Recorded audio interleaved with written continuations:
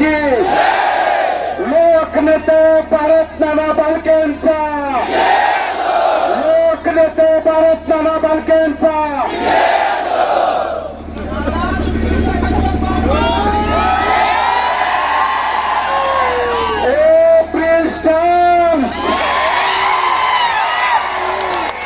पंढरपूरची तुला गर्दी बघायची होती ना पंढरपूरच्या का पुण्याच्या घरात एकदा येऊन बघ आत्मीयता काय असते प्रेम काय असतं जिव्हाळा काय असतो एकदा येऊन बघ माझा बाप तू निवडणुकीत काढला आज तुला रात्रभर माझा बाप झोपीत दिसेल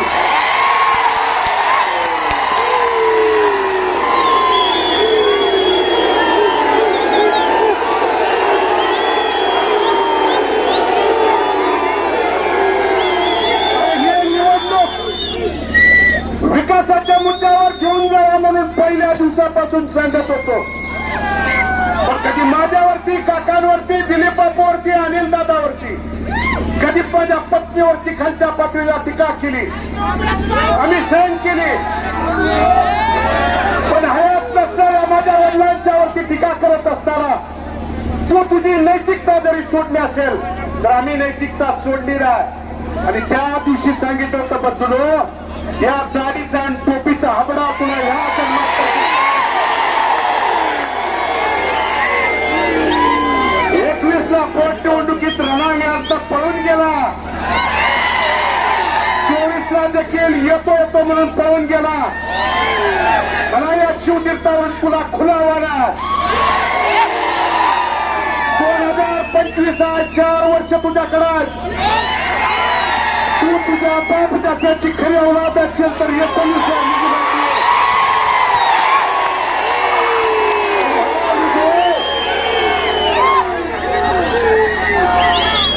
हा विजय 1 2 3 11,136 मतांनी दिला आणि म्हणून बंधूंनो मला तुम्हाला सन्मानपूर्वक आवर्जून सांगायचं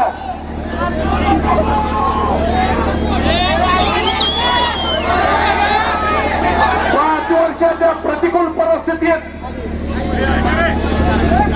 या परिवारातला तमाम इथला माझी मायबाप वडीलधारी मायबाप तरुण सहकारी या कुलालासाठी डिस्टर्ब होता कुलालाची मनामध्ये खंत होती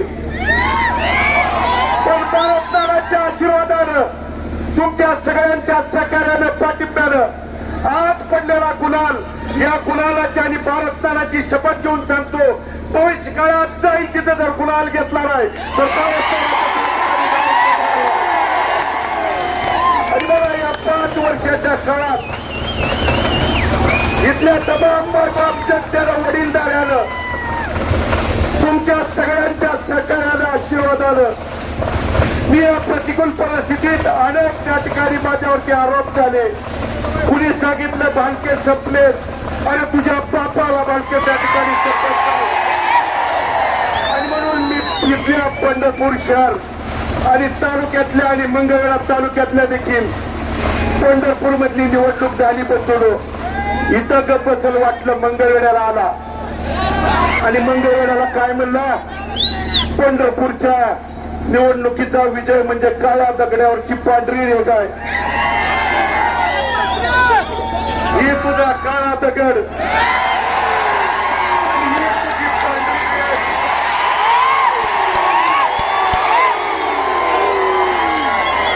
नुसत्या पंढरपूरचा गुलाल नाही तर मंगळवेढचा देखील गुलाल त्या ठिकाणी घेऊन आले आणि इथून पुढच्या काळात जिल्हा परिषद असेल पंचायत समिती पण बंधूंनो खऱ्या अर्थानं अंतकरणपूर्वक ऋणपूर्वक कुणाचं ऋण व्यक्त करायचं असेल तर भगीरथ या 5 वर्षात लढला त्या लढायला बळ जिथल्या खऱ्या अर्थानं उपस्थित माझ्या बायबाप तरुण सरकार्यांनी माता भगिनीने आणि सरकार्यांनी दिलं माझा बाप खऱ्या अर्थानं आज जिवंत ठेवण्याचं काम तुमच्या संघर्षानं स्वाभिमानानं तुमच्या लढाईनं तुमच्या त्या ठिकाणी कार्यकर्त्यांची निष्ठा प्रेम काय असतं या खऱ्या अर्थानं भारताला जिवंत ठेवण्याचं काम तुम्ही त्या ठिकाणी केलं.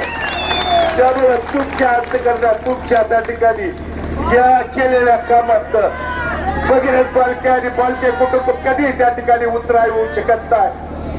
पण या पुढच्या प्रिन्सला आणि त्याच्या बगलबच्चाला सांगणार 11,000 अधिक मताधिक्य पंढरपूर शहरातल्या मायबावल्यांनी मायबाप जनतेने दिलंय. इथून पुढे तर त्या ठिकाणी सूडबुद्धीचं राजकारण करायचं बंद कर.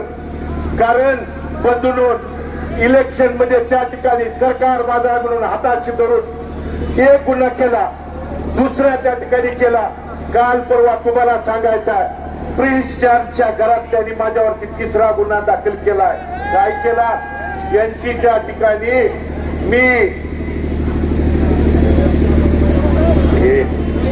यांची उतारे दाखवले, यांचा भ्रष्टाचार दाखवला.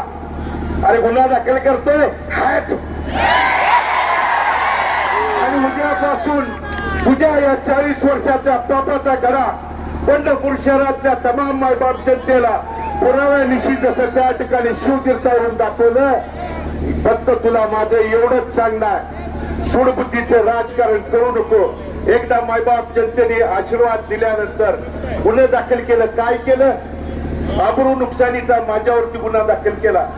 अरे तुला जेवढी थोडी आबरू राहिली ती या निवडणुकीत 11,136 मतानं मताधिक्य दिल्यावर तुला आबरू तर शिल्लक आहे का? एकदा तपास. उद्यापासून प्रणिता बालके आणि तीर्थक्षेत्र विकास आघाडीच्या बंधूंनो, कारण या भगीरथ बालकेंनी इथल्या मायबाप जनतेला शब्द दिला की प्रणिता बालके आणि निवडून गेलेले सर्व सन्माननीय नगरसेवक काम करायला सक्षम आहेत. तिच्या निर्णयात तिच्या कोणत्याही त्या ठिकाणी नगरपालिकेच्या अधिकारात भगीरथ बालके त्या ठिकाणी हस्तक्षेप करणार नाही. पण तो त्या ठिकाणी सूडबावणीनं जर त्या ठिकाणी आला तर भारत नानांचे रक्त आहे जशा तसे त्या ठिकाणी उत्तर द्यायला पुढे त्या ठिकाणी बघणार नाही. आणि म्हणून सर्व कार्यकर्त्यांना, वडीलधाऱ्यांना, तरुण सहकाऱ्यांना, मतदार बंधू भगिनींना मनापासून अंतकरणापासून मी धन्यवाद देतो.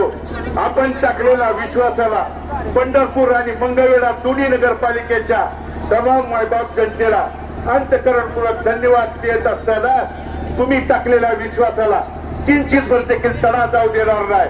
या भारताला करून त्या ठिकाणी अभिवचन तुम्हाला देतो.